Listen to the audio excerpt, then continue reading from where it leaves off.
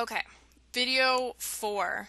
So continuing on with the placenta. So we know the placenta is producing human chorionic gonadotropin.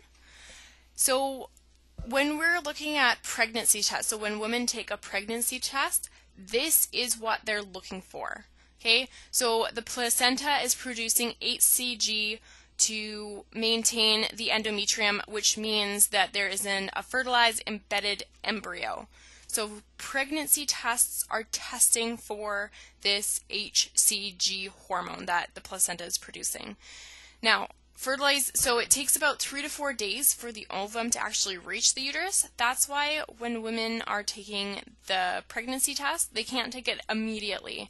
You have to wait a couple days because that HCG isn't going to be available until the embryo is embedded and the placenta is starting to form. Okay, so another thing with the placenta is that it is going to produce its own estrogen and progesterone once it's mature enough. So it has to, once mature,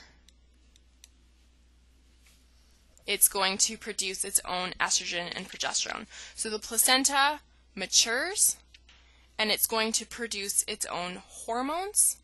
So once it can produce its own estrogen and progesterone, the corpus luteum is going to stop producing them. So corpus luteum is no longer needed. So it stops producing estrogen and progesterone.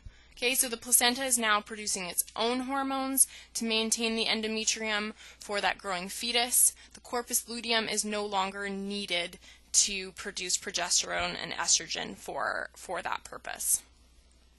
Okay, that was really quick. That was video number 4. You can figure out your next location.